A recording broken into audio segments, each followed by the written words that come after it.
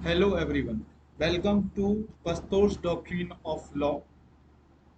Here is the information of mine. So basically I am Asutosh Pastor. Right now I am practicing as an advocate. Okay. So in this video we are going to discuss about sexual harassment of women at workplace, which is prevention, prohibition and retraction. ये जो act है ये act आया था 2013 में। अब इसमें हमें छोटी छोटी बातें जान लेनी चाहिए। सबसे पहले ये जो एक्ट है इसका जो नंबर है वो 14 है। 14 हम याद भी रख सकते हैं। 13 का जो नेक्स्ट नंबर होगा वो 14 होगा। ओके, या फिर 3+1 जो होगा वो 4 होगा। तो इससे हम एक्ट नंबर याद रख सकते हैं। एसेंट जो है वो क्या होगी, तो एसेंट भी हम ऐसे याद रख सकते हैं। जो एक्ट है वो 13 है यहाँ पर जो आया था, तो इसका 3+1 क्या होगा, 4 होगा। 4, तो इसका हमें मंथ मिल जाएगा। और 2+2 भी 4 होगा, तो इससे हमें डेट मिल जाएगी। तो ये 22 अप्रैल 2013 होगा। इन्फोर्समेंट यदि हम देखें तो इसका जो इन्फोर्समेंट है ये हुआ है 9 दिसंबर को। दिसंबर भी याद रख सकते हैं, 3 into 4 12 होता है। तो यहाँ से हमें इसका मंथ मिल जाएगा, तो ये हो जाएगा। और 9 भी मल्टीपल ऑफ 3 है, तो यहाँ से हम याद रख सकते हैं। इस एक्ट में टोटल नंबर ऑफ चैप्टर्स कितने हैं, 8 हैं। And total number of sections कितने हैं, 30 हैं। एक बात और याद रखनी है हमें कि ये जो एक्ट है, इस एक्ट को सबसे पहले सुप्रीम कोर्ट में एक केस गया था, Vishakha versus state of Rajasthan. ये जो केस था इसमें ये डिसाइड हुआ था कि जो भी वर्कमैन है, जो वुमेन है, जो किसी वर्क प्लेस पर वर्क करती है, तो उसके साथ जो भी अगर सेक्सुअल हरासमेंट यदि कमिट होता है तो उसके लिए गाइडलाइंस इशू हुई थी 1997 में। But still after a long period of time 2013 में पार्लियामेंट ने ये एक्ट पास किया। Okay, now moving towards where act. So सबसे पहले हम एक बात और डिस्कस करेंगे इसमें कि ये जो एक्ट है इसमें हम सबसे पहले देखेंगे कि ये जो एक्ट है इसमें टोटल नंबर ऑफ सेक्शंस कितने क्या हैं। ओके, सो ये जो एक्ट है ये 2013 का एक्ट है। इसमें टोटल नंबर ऑफ चैप्टर्स कितने हैं, 8 हैं। टोटल नंबर ऑफ चैप्टर्स कितने हैं, 8 हैं। ओके, तो फर्स्ट चैप्टर जो है वो प्रिलिमिनरी है, जो कि डील करता है बेसिक्स से। चैप्टर 2 जो होगा वो आईसीसी इंटरनल कंप्लेंट कमिटी से रिलेटेड है। ऐसे ही जो चैप्टर नंबर 3 है, जो कि डील करता है लोकल कंप्लेंट कमिटी से। ठीक है, चैप्टर 4 जो है वो कंप्लेंट से रिलेटेड है।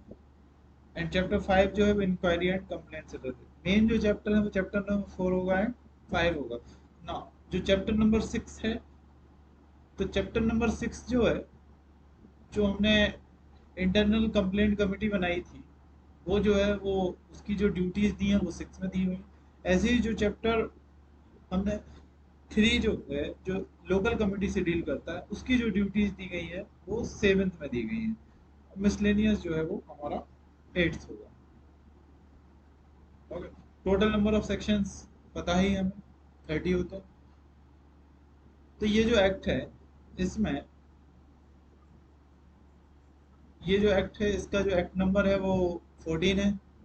एक्ट का जो ईयर है 2013 में आया था। 22 अप्रैल इसका एसेंट डेट होगी। और ये जो इन्फोर्समेंट में आया वो आया 9/12/2013 को। ये भी हमें याद रखना है। नाउ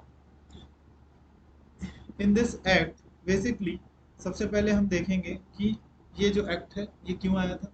ये एक्ट आया था to provide protection against sexual harassment of women at workplace. उसके प्रिवेंशन के लिए, रिड्रेसल के लिए, जो भी कंप्लेंट अगर आ रही है सेक्सुअल हैरासमेंट से रिगार्डिंग, उसके रिगार्डिंग ये जो एक्ट है आया था। इसमें एक बात याद हमें रखनी है कि ये जो एक्ट है ये जो आया था, ये आया था जब हमने कन्वेंशन साइन किया हुआ है, convention on elimination of all forms of discrimination against women which has been ratified. जो कि रेटिफाई कब हुआ है, 1993 में। उसके 20 साल बाद हमने एक्ट पास किया। ओके, तो जो चैप्टर फर्स्ट का जो सेक्शन 1 है वो बेसिकली इन्हीं चीज़ों से डील करता है कि ये जो है ये 2013 में आया। होल ऑफ इंडिया में होता है। इन्फोर्समेंट डेट देख ही लिए हमने 9 दिसंबर 2013। इसकी जो डेफिनेशन, सबसे पहले हम डेफिनेशंस पे आएंगे कि डेफिनेशंस में सबसे पहले होगा एग्रीव्ड वुमेन। एग्रीव्ड वुमेन कौन है? एग्रीव्ड वुमेन है जो वर्क प्लेस पर, in relation to work place, एक वुमेन किसी भी एज की हो सकती है, वेदर एम्प्लॉय भी हो सकती है, नहीं भी हो सकती है, who alleges to have been subject to sexual harassment।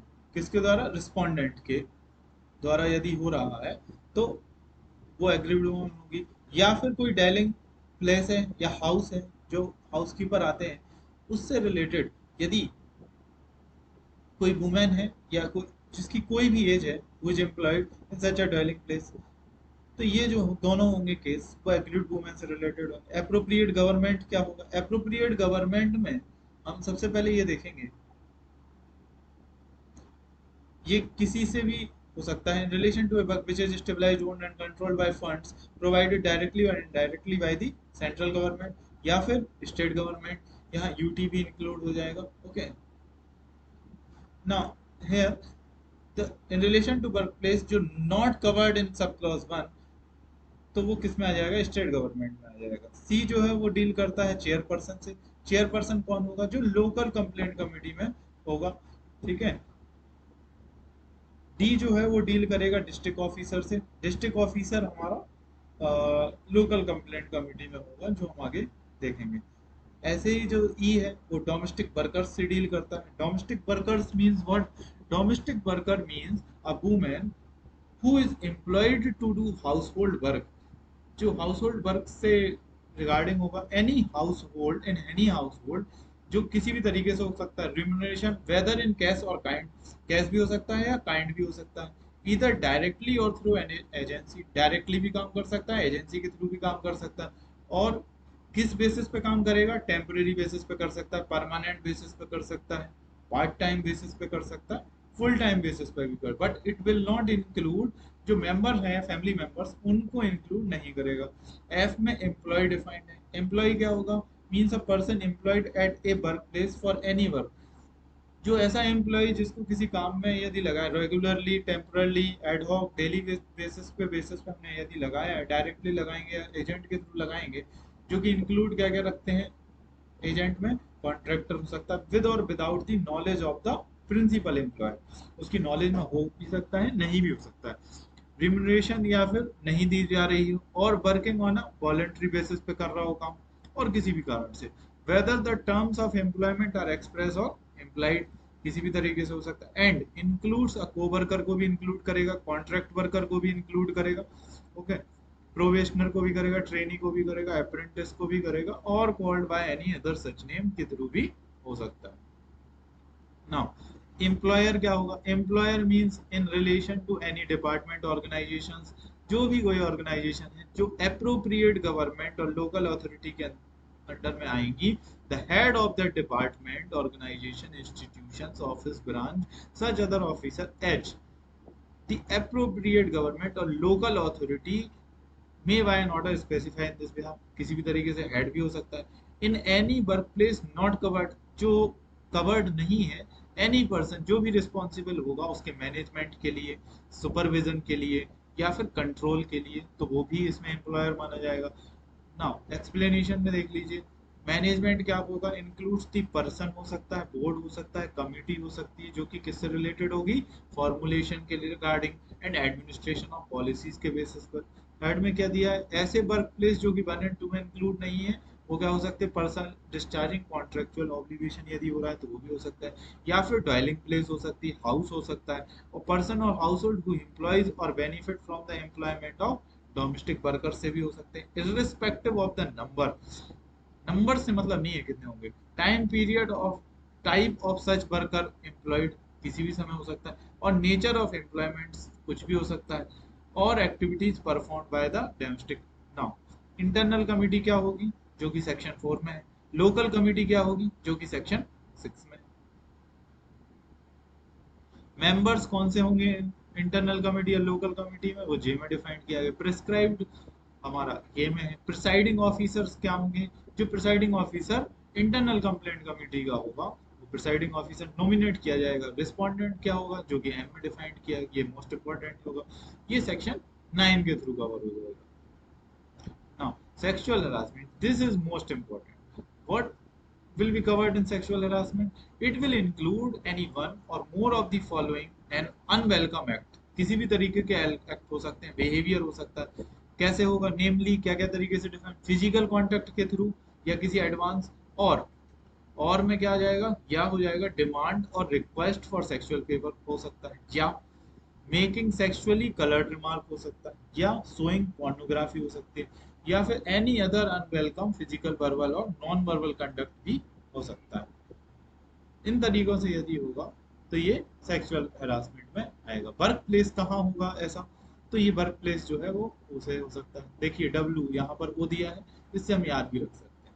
ठीक है ना। एम, एम मीन्स मी, तो मी से याद रहेगा कि जो सेक्सुअल हरासमेंट है वो कहाँ पर डिफाइन है। तो वर्क प्लेस क्या हो सकता है, any department, organisation, institution, office, branch जो कि स्टेब्लिश की गई है, ओन की गई है, कंट्रोल की गई, होल्डली सब्सटेंशियली फंड्स प्रोवाइडेड डायरेक्टली, किसी भी अप्रोप्रिएट गवर्नमेंट के द्वारा यदि फंड की जाती हैं, है ना, ओन की जा सकती हैं, कंट्रोल की जा सकती है, उन सबको हम इसमें इंक्लूड करेंगे। और गवर्नमेंट कंपनी को भी करेंगे, कॉरपोरेशन को करेंगे, कोऑपरेटिव सोसाइटी को भी, या फिर private sector organisation, private ventures को भी हम इसमें इंक्लूड करेंगे।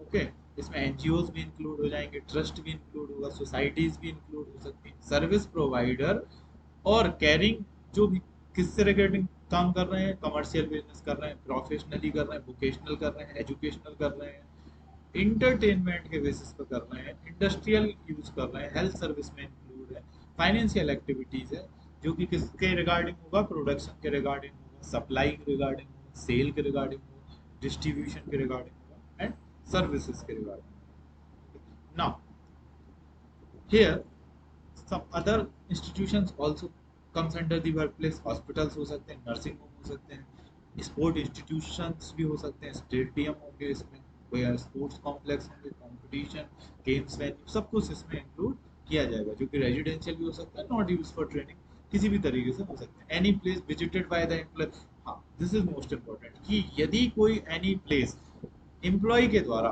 अपने during the course of employment यदि वो इस पर विजिट करता है तो वो भी इसमें वर्क प्लेस में इंक्लूड होगा। ड्वेलिंग प्लेस इंक्लूड हो सकती है, हाउस भी इंक्लूड हो सकता है। बी, जो कि डील करता है अनऑर्गेनाइज सेक्टर से, ये भी मोस्ट इंपॉर्टेंट है। अनऑर्गेनाइज सेक्टर कौन सा होगा, यहाँ पर देखिए, the number of such workers is less than 10। कौन से होंगे, जहां पर जो वर्कर्स हैं उनका नंबर कितने से कम होना चाहिए, 10 से कम होना चाहिए। 10 से या कम है यदि, तो जो होगा वो हमारा अनऑर्गेनाइज सेक्टर होगा। और 10 से प्लस हो सकता है, तो उसमें हमारे सभी आ जाएंगे, ये भी आ सकते हैं, और दोनों तरीके से अनऑर्गेनाइज सेक्टर्स आ सकते हैं। Now in relation to a workplace means an enterprise owned by individual, okay,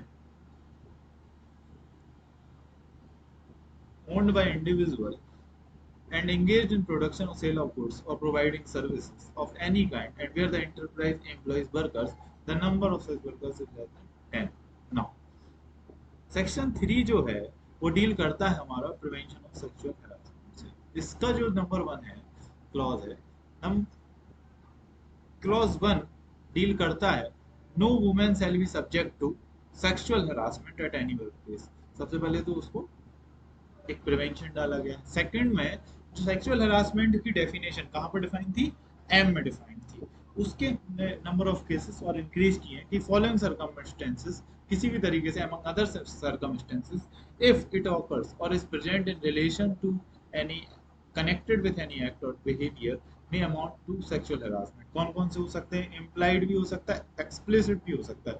किस regarding, promise of preferential treatment दिया जा रहा है उसके एम्प्लॉयमेंट, या फिर डेट्रीमेंटल ट्रीटमेंट दिया जा रहा है, या फिर थ्रेट दी जा रही है उसको अबाउट हर प्रेजेंट और फ्यूचर एम्प्लॉयमेंट, या फिर इंटरफेयर किया जा रहा है उसके काम में, या फिर कोई create intimidating offensive hostile work environment ऐसा क्रिएट किया जा रहा है, या फिर कोई ह्यूमिलिएटिंग ट्रीटमेंट किया जा रहा है। तो ये सब भी हमने सेक्सुअल हरासमेंट की डेफिनेशंस में इंक्लूड कर लिया है। ठीक है, नाउ जो चैप्टर 2 है वो डील करता है इंटरनल कंप्लेंट कमिटी से। इंटरनल कमिटीज कौन सी होंगी, इंटरनल कमिटीज वो होंगी जहां पर ऐसी हमने कोई इंस्टीट्यूशंस बनाई हुई है, मान लीजिए कि every employer of a workplace every employer of a workplace जहां पर by order in writing constitute writing के थ्रू कंस्टिट्यूट करेगा एक कमेटी। कौन करेगा? एम्प्लॉयर करेगा, जो कि किस नाम से कहलाई जाएगी? इंटरनल कंप्लेंट कमेटी के बेसिस पे इसको जाना जाएगा। प्रोवाइडेड दैट जहां पर ऑफिस और एडमिनिस्ट्रेटिव यूनिट हैं अलग अलग प्लेसेस पे और डिविजनल बेसिस पे या फिर सब डिविजनल लेवल पे, द इंटरनल कमेटी जो होगी वो अलग अलग एडमिनिस्ट्रेटिव यूनिट और ऑफिस में बनाई जाएगी। सेकंड क्या बोलता है क्लॉज? जो इंटरनल कमेटी है इसमें कितने नंबर ऑफ मेंबर्स होंगे? तो सबसे पहले इसमें हम देखेंगे कि इसमें एक प्रिसाइडिंग ऑफिसर होगा, जो कि क्या होगी? एक वुमेन होगी, एम्प्लॉयड होगी। कहाँ होगी एम्प्लॉय? सीनियर लेवल अगर ऑफिसर है तो हम उसको ही वैसे प्रेसिडेंट बनाएंगे, बट प्रेसिडिंग ऑफिसर बनाएंगे। प्रोविजो क्या है? इन केस मान लीजिए कोई सीनियर लेवल वुमेन एम्प्लॉय नहीं है तो क्या होगा कि presiding officer shall be nominated from other office, कहीं से हो सकता है या एडमिनिस्ट्रेटिव यूनिट से हो सकता है, ऑफ द वर्क प्लेस, जो किसी दूसरी हमारी अदर ऑफिस में है तो हम उसको ले सकते हैं। Proviso further in case other office में भी यदि नहीं है तो क्या होगा? जो प्रिसाइडिंग ऑफिसर है shall be nominated from any other work place, किसी दूसरे वर्क प्लेस से भी हम कर सकते हैं और अदर डिपार्टमेंट और ऑर्गेनाइजेशंस के थ्रू भी कर सकते हैं। नाउ सेकंड जो क्लॉज है, सब क्लॉज है बी सेकंड, इसमें क्या होगा? Not less than two members. Two members कैसे होंगे? not less than two members from among employees, preferably committed to the cause of women, or who have had experience in social work or have legal knowledge। तो दो member जो होंगे वो हमारे women's committed to the cause of women, जो कि committed होंगे cause of women से रिलेटेड, या फिर जिन्होंने काम किया हो सोशल वर्क में, लीगल नॉलेज। थर्ड होगा वन मेंबर, हम कहाँ से लाएंगे? हम एनजीओ के थ्रू लाएंगे, एसोसिएशन के लिए लाएंगे, जो कमिटेड है cause of women, person familiar with issues related to sexual harassment. Provided that at least one half of the total members, total members कितने हैं? सबसे पहले वन यहाँ हो जाएगा, टू यहाँ हो जाएंगे, one plus two plus one. Okay, so total members जो है हमारे वन हो जाएगा, टू हो जाएगा एंड प्लस वन हो जाएगा। इनसे लिखा है provided that at least one half of the total shall be women होनी चाहिए, वन हाफ। ओके, नाउ जो प्रिसाइडिंग ऑफिसर है एंड एवरी मेंबर, जो भी इंटरनल कमेटी का होगा, shall hold office for such periods, का टर्म कितना हो? 3 इयर्स होगा फ्रॉम द डेट। इनको सभी को क्या किया जाएगा? नॉमिनेट किया जाएगा। जो मेंबर्स होंगे जो एनजीओ के थ्रू किए जा रहे हैं उनकी हम फीस देंगे या अलाउंसेस देंगे। कोई भी प्रोसीडिंग यदि इंटरनल कमेटी की हो रही है तो उसको फीस दी जाएगी। वेयर द प्रिसाइडिंग ऑफिसर और एनी मेंबर कंट्रावीन यदि करता है, इनको हटा किस तरीके से सकते हैं? तो यदि वो कंट्रावीन करते हैं प्रोविजन 16 सेक्शन 16 के, या फिर उनको कन्वेक्ट किया जाता है किसी इंक्वायरी में, या फिर उनको गिल्टी पाया जाता है किसी डिसिप्लिनरी प्रोसीडिंग, या फिर वो अपने ऑफिस का जो यूज है वो एब्यूज करते हैं, सच प्रिसाइडिंग ऑफिसर और मेंबर्स को हम क्या करेंगे? Shall be remove from committee and the vacancy so created shall be filled by fresh nominations के बेसिस पे इसको फिल किया जाएगा। नाउ ऐसे ही हम एक लोकल कंप्लेंट कमेटी बनाएंगे जिसमें जो नोटिफिकेशन होगी वो डिस्ट्रिक्ट ऑफिसर देगा। ओके, तो डिस्ट्रिक्ट ऑफिसर क्या करेगा? एक अप्रोप्रिएट गवर्नमेंट जो होगी वो नोटिफाई करेगी डिस्ट्रिक्ट मजिस्ट्रेट को, या फिर एडीएम को, या फिर कलेक्टर को, या फिर डिप्टी कलेक्टर को, as a district officer for every district to exercise power और डिस्चार्ज फंक्शंस। सिक्स किससे डील करता है? Constitution and jurisdiction of local committee से। तो क्या होगा? जो डिस्ट्रिक्ट ऑफिसर है वो हर एक डिस्ट्रिक्ट में एक लोकल कमेटी बनाएगा जो कि एक कंप्लेंट रिसीव करेगी, okay, with regarding to sexual harassment from establishment where internal committee has not been constituted। जहां पर इंटरनल कमेटी नहीं बन सकती है किसी डिस्ट्रिक्ट में, जैसे डोमेस्टिक हेल्प कर रहे हैं, इन सबको हम कहाँ से प्रोवाइड करवाएं? तो इनको एक हमने लोकल कमिटीज बनाई है हर district. Internal committee has not been constituted due to having less than 10 workers, और if the complaint is itself against the employer, तो इस केस में हमें क्या चाहिए पड़ेगा? एक लोकल कमिटीज हमें चाहिए पड़ेगी। तो डिस्ट्रिक्ट ऑफिसर क्या करेगा? एक डेजिग्नेट करेगा वन नोडल ऑफिसर को, एक नोडल ऑफिसर होगा जो कि कहाँ होगा, ब्लॉक में होगा, तालुका में होगा, तहसील में होगा, रूरल एरिया, ट्राइबल एरिया में एंड वार्ड में भी हो सकता है, म्यूनिसिपैलिटीज में भी हो सकता है, अर्बन एरिया में, जो कि क्या करेगा, रिसीव करेगा complaint and forward it same to the concerned local committee within the period of 7 days, कि इसको फॉरवर्ड कर देगा कंप्लेंट को 7 दिन के अंदर अंदर। जुरिस्डिक्शन क्या होगा, shall extend to the areas of district where it is constituted। Okay, now composition क्या होगा इसका, जो लोकल कमिटीज बनाई इसका टेन्योर कितना होगा।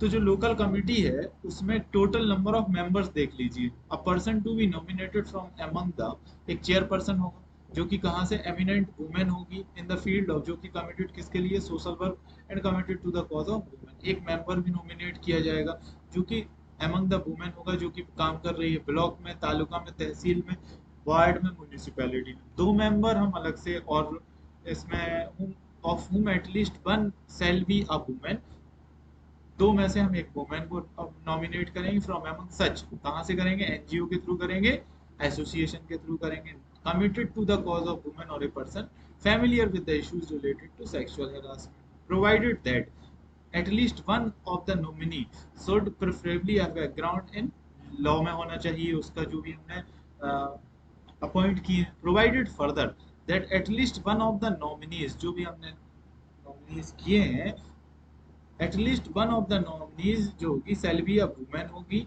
जो कि बिलोंग करती है SC ST से, OBC से और minority notified by central government. Now the concerned officer dealing with the social welfare और women and child development in the district, उसको हमने क्या बना दिया है, इसका एक्स ऑफिशियो मेंबर बना दिया है। नाउ सेकंड क्लॉज जो है वो डील करता है,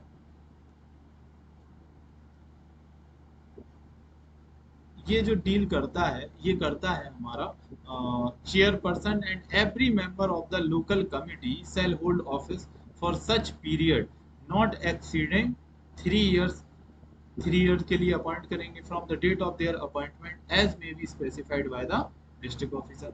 थर्ड में क्या है कि जो चेयरपर्सन है या एनी मेंबर है लोकल कमिटी का, उसको किस तरीके से हटा सकते, वही जो ऊपर दिए थे हमारे, कंट्रावीन कर सकता है सेक्शन 16 को, या फिर उसको कन्विक्शन हो गया इंक्वायरी के समय, या फिर उसको गिल्टी ठहराया गया डिसिप्लिन, या फिर उसने अब्यूज की हुई है अपनी पोजीशन। सच चेयरपर्सन और मेंबर, उसको हम रिमूव कर सकते हैं कमिटी से, और वैकेंसी जो क्रिएट होगी उसको हम फ्रेश नॉमिनेशन के बेसिस पर फिलअप कर सकते हैं। जो चेयरपर्सन है लोकल कमिटी मेंबर्स हैं, उनको other than the member nominated shall be entitled to such fees, हम उनको प्रोवाइड करवाएंगे या अलाउंसेस करवाएंगे, जो भी यदि प्रोसीडिंग्स लोकल कमिटी की कंडक्ट होती हैं। नाउ सेक्शन 8 जो है वो डील करता है ग्रांट एंड ऑडिट से। जो सेंट्रल गवर्नमेंट है वो appropriation due after due appropriation made by parliament make to the state government को, क्या स्टेट गवर्नमेंट को प्रोवाइड करवाएगा, ग्रांट प्रोवाइड करवाएगा। क्या करवाएगा, सम ऑफ मनी कौन देगा, सेंट्रल गवर्नमेंट देगा, which is being utilized for the payment of fees or allowances। अब जो स्टेट गवर्नमेंट है वो एक एजेंसी सेटअप करेगी and transfer this grants made under this to that agency. Now जो एजेंसी है वो क्या करेगी, जो डिस्ट्रिक्ट ऑफिसर को ट्रांसफर कर देगी money, shall pay to the district officer such sum as may be required, जिस भी तरीके से अगर required. Now the account of the agency shall be maintained and audited भी किया जाएगा in such manner in consultation with accountant general। किसका maintain करेगा, स्टेट का होगा accountant general, and the person holding the custody of shall furnish to the state before such date as may be prescribed, उसकी audited copy provide करवाएगा। Now chapter 4, this is the most important chapter. इस ये जो chapter है ये deal करता है हमारा कंप्लेंट से। अब देखिए सबसे पहले तो जो कंप्लेंट है वो हमारा दिया गया है सेक्शन 9। सेक्शन 9 का जो सब सेक्शन है 1, ये डील करता है हमारा एनी एग्रीव्ड वुमेन, जो भी है वो क्या करेगी, मेक इन राइटिंग कंप्लेंट देगी सेक्सुअल हरासमेंट के रिगार्डिंग एट वर्क प्लेस। किसको प्रोवाइड करवाएंगे, इंटरनल कमिटी को देंगे या फिर लोकल कमिटी को देंगे in case it is not constituted. कितने दिन में देनी पड़ेगी, within 3 months from the date of incident, and in case series of incident यदि हुए हैं तो हम क्या देखेंगे, with in a period of 3 months, last incident से हम देखेंगे 3 महीने में दी गई। Provided that where such complaint, यदि हम राइटिंग में नहीं दे सकते हैं तो क्या होगा, जो प्रिसाइडिंग ऑफिसर है और एनी मेंबर है इंटरनल कमेटी का, या फिर जो चेयर पर्सन है और एनी मेंबर है लोकल कमेटी का, shall render all reasonable assistance, उसको सब असिस्टेंट प्रोवाइड किया जाएगा टू द वुमेन, कि वो जो कंप्लेंट है उसको राइटिंग में दे सके। प्रोवाइडेड फर्दर, इसमें और प्रोविजो क्या है कि इंटरनल कमेटी है या फिर लोकल कमेटी है, for the reasons to be recorded, उसको टाइम को एक्सटेंड भी कर सकता है, लेकिन 3 महीने से ज्यादा नहीं कर सकता, 3 पहले और 3 बाद में ज्यादा से ज्यादा एक्सटेंड कर सकते हैं। If it is satisfied that the circumstance such which prevented the woman from filing a complaint within the said period. Now subsection 2 जो है वो डील करता है where the aggrieved women is unable to make a complaint on account of her physical और mental incapacity और death और otherwise, अगर ये किस सिचुएशन बनती है, फिजिकली या मेंटली इनकैपेसिटी है, डेथ हो सकती है या अदरवाइज, तो उसके जो लीगल हायर है और such other person as may be prescribe may make a complaint. Now जैसे ही ये कंप्लेंट होती है तो हम इसका कंसिलिएशन करेंगे कि अगर कोई समझौता हो सकता है तो देखते हैं। तो इंटरनल कमिटी जो होगी या फिर जो लोकल कमिटी होगी, इंक्वायरी करवाने के पहले अंडर सेक्शन 11 में, and at the request of the aggrieved women, request लेकिन कौन करेगा, agreed one, take steps to settle the matter between her and respondent through conciliation, हो सकता है तो देखते हैं। प्रोवाइडेड दैट, इसमें दिया है कि नो मॉनेटरी सेटलमेंट किया जाएगा, ठीक है, मॉनेटरी सेटलमेंट के बेसिस पे नहीं होगी लेकिन कंसिलिएशन।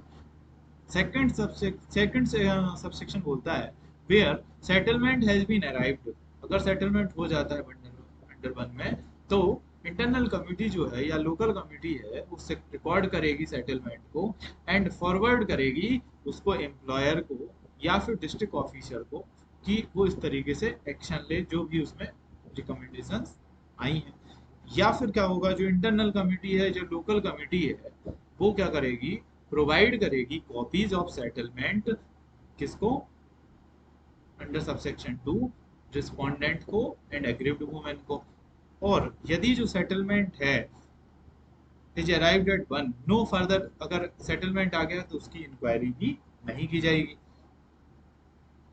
नाउ यदि इंक्वायरी होती है, मान लीजिए सेटलमेंट नहीं हुआ, कंसिलिएशन नहीं हुआ, तो क्या होगा, तो subject to the provision the internal committee और local committee as the case may be shall where the respondent यदि एम्प्लॉई है तो क्या होगा, proceed to make inquiry into the complaint in accordance with the provision, किसके according लिए जाएंगी इसकी inquiry, provision of service rules applicable हो रहे हैं रिस्पोंडेंट पे तो, एंड वेयर नो सच, अब मान लीजिए यदि कोई रूल एग्जिस्ट नहीं कर सकते हैं तो क्या होगा, in such manner as may be prescribed, और in case of domestic worker, यदि डोमेस्टिक वर्कर का केस है तो क्या होगा, जो लोकल कमिटी है, if prima facie case exist, यदि वो देखता है कि कोई केस जो है एग्जिस्ट करता है, तो वो जो क्या करेगा, कंप्लेंट को फॉरवर्ड कर देगा पुलिस को with in a period of 7 days, 7 days में ट्रांसफर करेगा, ताकि वो केस जो है वो रजिस्टर्ड हो सके 509 में, and any other relevant provision of the where applicable.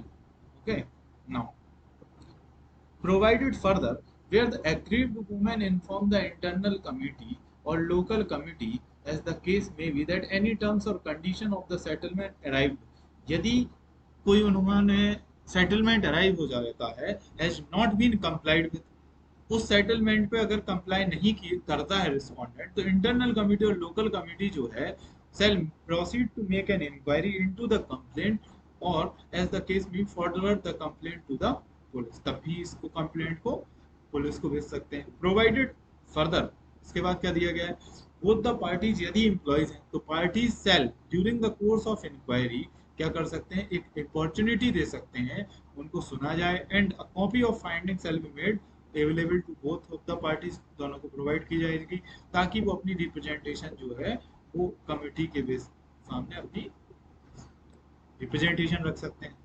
साथ ही नॉट विथ एनीथिंग, यदि कुछ भी 509 में दिया है, द कोर्ट में व्हेन रिस्पोंडेंट इज कन्विक्टेड, यदि मान लो केस चलता है और 509 में उसको कन्विक्शन किया जाता है रिस्पोंडेंट को, तो कोर्ट क्या कर सकता है, ऑर्डर कर सकता है payment such sum as may it consider appropriate to the aggrieved women, किसके अकॉर्डिंग कर सकता है, कंपेंसेशन, यदि हमें कुछ प्रोवाइड करवाना है उसको, तो हम उसको पेमेंट दिलवा सकते हैं सेक्शन 15 के अकॉर्डिंग।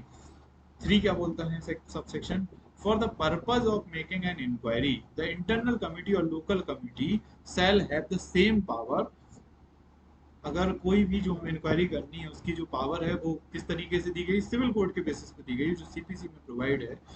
जैसे कि हम किसी ट्रेड सूट करना, समन करना है, डिस्कवरी प्रोडक्शन करवानी है, other matter which may be prescribed the inquiry under shall be completed.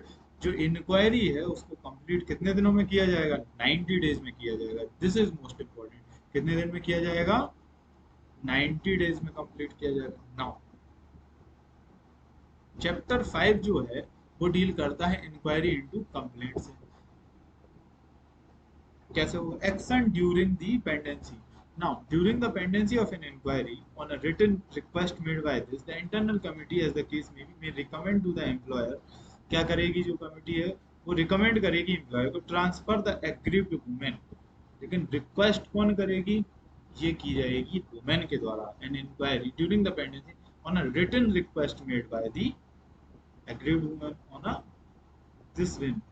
तो क्या हो जाएगा कि ट्रांसफर कर सकते हैं एग्रीड वुमेन का या फिर रिस्पोंडेंट का किसी अदर वर्क प्लेस पे, या फिर हम लीव दे सकते हैं एग्रीड वुमेन को 3 मंथ तक की, या फिर हम grant other such relief to the agreed women. Now the leave जो हम देंगे एग्रीड वुमेन को वो उसके एडिशन में होगी लीव के, she would be otherwise entitled. Third क्या होता है, ऑन द रिकमेंडेशन जो भी दी जाएगी the employer shall implement the recommendation made under this and send the report to the, जो भी वो रिकमेंडेशन देगा और वो इसकी जो रिपोर्ट है वो इम्प्लीमेंटेशन की जो इंटरनल कमिटी और लीगल कमिटी को प्रोवाइड करवाएगा। नाउ सेक्शन 13 क्या बोलता है, इंक्वायरी रिपोर्ट क्या है। नाउ जो पीछे जो अभी हम पढ़ रहे थे कि इंक्वायरी रिपोर्ट जो है वो क्या होती है, on the completion of an inquiry जो भी होती है वही है यदि कंप्लीट, तो इंटरनल कमिटी और लोकल कमिटी क्या करेगी, वो प्रोवाइड करवाएगी report of its finding to the employer और as the case may be the district officer. किसको करवाएगी, डिस्ट्रिक्ट ऑफिसर को करवाएगी। ठीक है, with in a period of 10 days from the date of completion of inquiry and such report be made available to the concerned parties. Now where the internal committee or local committee arrives at the conclusion that the allegation against the respondent has not been proved, यदि कोई internal committee और जो है यदि कि उसके respondent के against कोई भी ऐसा कंक्लूजन प्रूव नहीं होता है, तो वो क्या करेगा, its recommend to the employer that no action is required to be taken. तो वो बताएंगे कि कोई भी एक्शन लेने की जरूरत नहीं। Now, where the internal committee or local committee arrives at the conclusion that the allegation against the respondent has been proved, यदि वो पाते हैं कि प्रूव है तो वो क्या करेंगे, रिकमेंड करेंगे एम्प्लॉयर के ऐसा क्या करेंगे, एक्शन लीजिए आप सेक्सुअल हरासमेंट के की मिसकंडक्ट हुआ as a misconduct in accordance with the provision of the service rules के अकॉर्डिंग एक्शन लिया जाए applicable to the risk, or where no such service rules have been made in such manner as may be prescribed, या फिर deduct करें notwithstanding anything in the applicable to the respondent।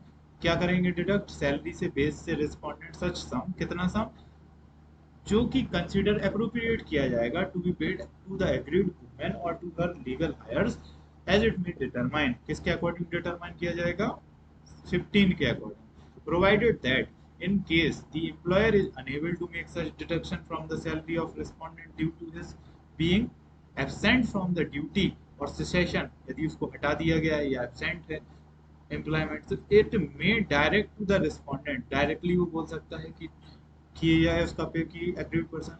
Also if in case जो respondent है यदि वो पे नहीं करता है तो क्या होगा, fails to pay the sum referred to this, तो इंटरनल कमिटी जो है या फिर जो लीगल कमिटी जो है वो फॉरवर्ड कर देगी order for recovery of sum as an arrear of land revenue to the concerned district officer को कर देंगे हम रिकमेंड। या फिर द आगे क्या होगा, जो एम्प्लॉयर और डिस्ट्रिक्ट ऑफिसर एक्ट करेगा रिकमेंडेशन के बेसिस पर, कितने दिन में, 60 दिन में प्रोवाइड करवाएगा। नाउ पनिशमेंट क्या है, यदि कोई मान लीजिए इंफॉर्मेशन जो है फॉल्स इंफॉर्मेशन दी गई है एग्रीड वुमेन के द्वारा, तो क्या होगा।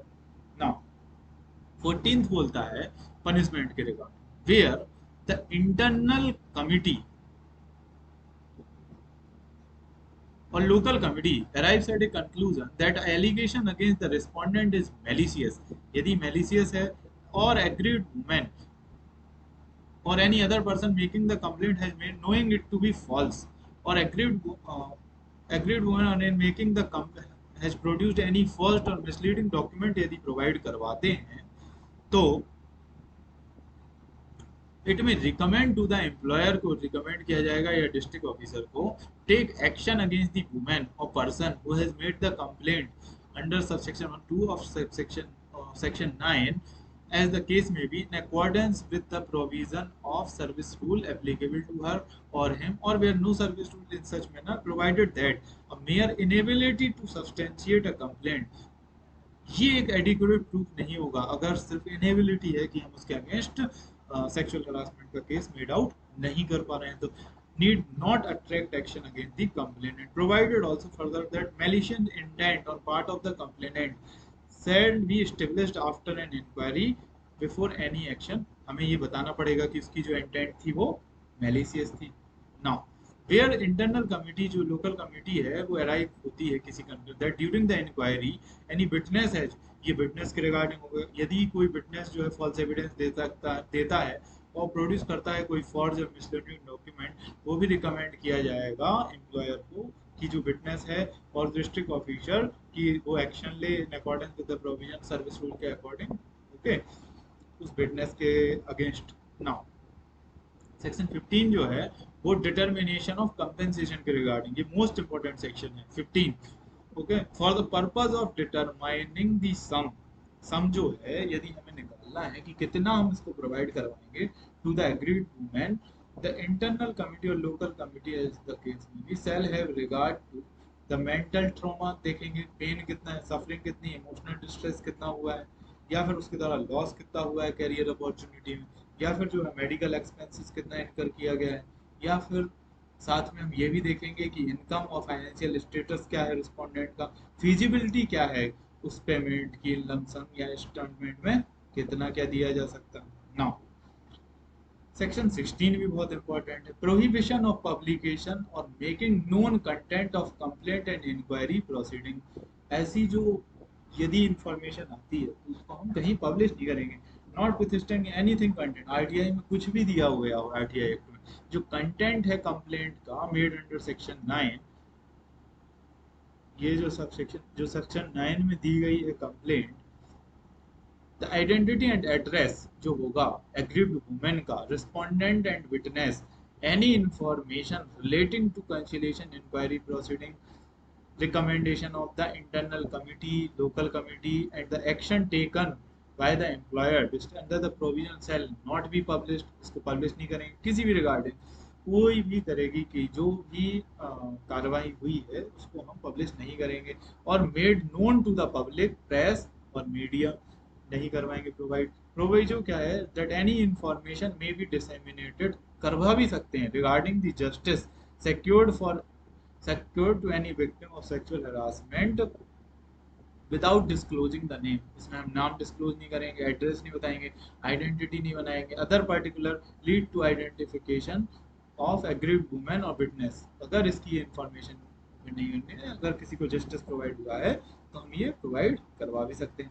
पेनल्टी क्या है यदि ऐसा किया जा सकता है, तो मान लीजिए 17 में penalty for publication where any person entrusted with duty to handle or deal with the recommending तो कंट्रावीन करता है प्रोविजन, तो he shall be liable to penalty in accordance with the provision of service rules के according उसको against punish किया जाएगा। Appeal कहाँ कर सकते हैं, जो भी पर्सन है यदि वो एग्रीव्ड है, किस तरीके से, सब सेक्शन 213 में यदि कोई रिकमेंडेशन आई है, या फिर क्लॉज 1 क्लॉज 2 में कोई एक्शन लिया गया है 13 के, या फिर सबसेक्शन 1 और सबसेक्शन 214 में या सेक्शन 17 में, और non implementation of such recommendation may prefer एक अपील की जा सकती है कोर्ट या ट्रिब्यूनल में in accordance with the provision of the service rule applicable to the said person, और where no service rule exist मान लीजिए, then without prejudice provision contained in any other law हम फाइल कर सकते हैं। The person aggrieved may prefer an appeal in such manner as may be prescribe appeal under subsection 1 shall be preferred कब तक दी जा सकती है, 90 डेज में दी सकती है। नाउ चैप्टर 6 जो है वो डील करता है ड्यूटीज ऑफ एम्प्लॉयर से, इसको चैप्टर 2 से हम कनेक्ट भी कर सकते हैं। नाउ चैप्टर 2 चैप्टर 2 से डील करेंगे। नाउ जो ड्यूटीज है एम्प्लॉयर की वो क्या क्या होंगी, एक सेफ वर्किंग एनवायरनमेंट प्रोवाइड करवाना वर्क प्लेस पर, जो कि इंक्लूड करता है safety, person coming into contact, display करना किसी भी कॉन्स्पिकुअस प्लेस पे the penal consequence sexual harassment के क्या क्या होंगे, order constituting the internal committee के बारे में बताना, ऑर्गेनाइज करवाना टाइम टाइम पर वर्कशॉप अवेयरनेस प्रोग्राम प्रोवाइड करवाने, प्रोवाइड नेसेसरी फैसिलिटी हमें प्रोवाइड करवाना लोकल कमेटी को, इंटरनल कमेटी को, असिस्ट करना securing attendance of respondent and witness जहाँ जहाँ भी जरूरत है, make available such information to the internal committee as the if it will require to the regarding with complaint, assistance provide करवाना women को यदि उसको कोई कंप्लेंट फाइल करनी है आईपीसी के अंडर, या cause to initiate action IPC में और अदर तो against the perpetrator if the agreed to resided not an employ, अगर कोई जो परपेट्रेटर है वो एम्प्लॉय नहीं है, at which the incident of sexual harassment took place, sexual harassment को एक मिसकंडक्ट मानना सर्विस रूल में, और मॉनिटर करना टाइमली सबमिशन रिपोर्ट्स का। चैप्टर 7 जो है वो डील करता है डिस्ट्रिक्ट ऑफिसर की ड्यूटीज एंड पावर्स के रिगार्डिंग सेक्शन 20। ये क्या है, ये मॉनिटर करेगा टाइमली सबमिशन रिपोर्ट्स जो प्रोवाइड करवाई जा रही हैं लोकल कमेटी के द्वारा, या फिर कोई भी मेजर्स जो लिए जा रहे हैं जो कि नेसेसरी हैं एनजीओ की, कोई भी मेजर्स जिससे अवेयरनेस फैलाई जा सके। नाउ चैप्टर 8 जो है वो मिसलेनियस से डील करता है, टोटल नंबर का है 21 से टिल 30। नाउ कमिटी क्या करेगी, एक एनुअल रिपोर्ट हमेशा सबमिट करेगी, जो इंटरनल कमेटी या लोकल कमेटी होगी हर कैलेंडर ईयर में प्रिपेयर करेगी सच फॉर्म, जो भी टाइम प्रिस्क्राइब हुआ हो उसमें एक एनुअल रिपोर्ट प्रोवाइड करवाएगी और सबमिट करेगी एम्प्लॉयर एंड डिस्ट्रिक्ट ऑफिसर को। डिस्ट्रिक्ट ऑफिसर क्या करेगा, इसकी जो ब्रीफ रिपोर्ट है on the annual report received under, तो वो स्टेट गवर्नमेंट। एम्प्लॉयर क्या करेगा, to include information in annual report, जो एम्प्लॉयर होगा वो shall include in its report the number of, वो उसमें अपनी रिपोर्ट में बताएगा कि नंबर ऑफ केसेस कितने फाइल्ड हुए, उनके डिस्पोजल कितने हुए in the annual report of his organisation, और यदि no such report is required to be prepared, या फिर कोई ज़रूरत ही नहीं थी प्रिपेयर करने की, intimate such number of cases, ये भी हम किसको बताएंगे, ये डिस्ट्रिक्ट ऑफिसर को बताया जाएगा। ठीक है, appropriate government section 23 to monitor implementation and maintain data, appropriate government monitor करेगी और मेंटेन करेगी डाटा की कितने नंबर ऑफ केसेस आए, कितने डिस्पोजल हुए। 24 जो है वो बताएगा कि हमें यदि मेजर्स लेना है कि मान लीजिए कि ऐसे एक्ट जो उनको अगर पब्लिसाइज करवाना है तो क्या होगा, the appropriate government may subject to the availability of financial and other resources develop relevant information, education communication देंगे, ट्रेनिंग मटेरियल प्रोवाइड करवाएंगे, अवेयरनेस प्रोग्राम की हम इस तरीके से इस एक्ट को बेसिकली इम्प्लीमेंट करवा सकें। Now power to section 25 call for information and inspection of record, the appropriate government क्या होगा, satisfied that it is necessary in the public interest or in the interest of women employees by order in writing क्या देंगे, call upon किसी भी employer को district officer को कि वो क्या provide करवाएगा in writing such information कि कोई sexual harassment हुआ, authorize कर सकते हैं किसी ऑफिसर को कि वो inspection करे। सेकंड क्या बोलता है सेक्शन कि एवरी एम्प्लॉयर और district officer self produce on demand, कोई भी अगर डिमांड की गई है तो वो प्रोवाइड करवाएगा डेटा। नाउ सेक्शन 26 जो है वो इंपॉर्टेंट सेक्शन है, ये डील करता है पेनल्टी फॉर नॉन कंप्लायंस, यदि इसके प्रोविजन को नॉन कंप्लाई होता है, मान लीजिए कि कंस्टिट्यूट करनी थी एक, where the employer fails to constitute internal committee, internal committee नहीं बनाता है, या फिर एक्शन नहीं लेता है 13 में 14 में 22 में, या फिर कोई कंट्रावीन करता है, अटेम्प्ट करता है कंट्रावीन का, अबेट करता है, तो वो क्या होगा, ही सेल बी पनिशेबल, उसको फाइन लिया जा सकता है उस एम्प्लॉयर के अगेंस्ट, जो कि 50,000 रुपीज हो सकता है। नाउ इसके साथ साथ if any employer after having, अब मान लीजिए किसी एम्प्लॉयर के अगेंस्ट ही कोई कन्विक्शन हुआ था तो क्या होगा, previously convicted for offence punishable under this act, subsequently अगर वो दोबारा कमिट करता है और कन्विक्ट होता है तो क्या होगा, ही विल लाइबल, उसको ट्वाइस पनिशमेंट किया जाएगा, which might have been imposed on a first condition, उसके डबल उसके अगेंस्ट पनिशमेंट होगा, subject to the punishment being maximum provide. Okay, साथ में प्रोवाइडेड दिया गया है कि in case higher punishment is prescribed under any other law for the offense for which the accused is being prosecuted, the court shall take due cognizance while awarding। इस पे भी ध्यान दिया जाएगा। सेकंड क्या है, कैंसिलेशन, कैंसिल कर देंगे हम उसका लाइसेंस, विड्रॉल कर देंगे, नॉन रिन्यूअल कर देंगे, अप्रूवल और cancellation of registration at the case में भी बाय द गवर्नमेंट और local authority required for carrying on his business. उसको कैंसिल कर सकते हैं, रिन्यूअल नहीं होगा, ये सब उसमें रोक लगाई जा सकती है। कॉग्निजेंस क्या होगा ऑफेंस का, no court shall take cognizance punishable under this act or any rules made thereunder save on a complaint made by the aggrieved woman or any person authorized by the internal committee or local committee। कोई भी court जो है इसका संज्ञान नहीं लेगा। no court inferior to that of a magistrate save on a complaint made by the aggrieved woman। लेकिन complaint कौन कर सकता है, यदि एग्रीड वुमेन है तो कर सकते हैं, या फिर कोई पर्सन ऑथराइज किया गया है तो भी इसकी जो कंप्लेंट है उसका कॉग्निजेंस लिया जा सकता है। लेकिन अगर कोर्ट ले रही है तो उस कोर्ट की जो कौन सी कोर्ट ले सकती है, जो कोर्ट इंफीरियर नहीं होनी चाहिए, मेट्रोपॉलिटन मजिस्ट्रेट या फिर जेएमएफसी फर्स्ट क्लास से नीचे की कोई कोर्ट नहीं होनी चाहिए। एवरी ऑफेंस अंडर दिस जो होगा वो क्या होगा, नॉन कॉग्निजेबल होगा। Act not in derogation of any other law, the provision shall be in addition to and not in derogation of provision of any other law for time being. ये जो act है ये addition में ही है, ये किसी दूसरे एक्ट को कम नहीं कर रहा है। पावर क्या है, अप्रोप्रिएट गवर्नमेंट की रूल्स बनाए, सेंट्रल गवर्नमेंट जो है वो ही इसके रिगार्डिंग रूल्स बनाएगी।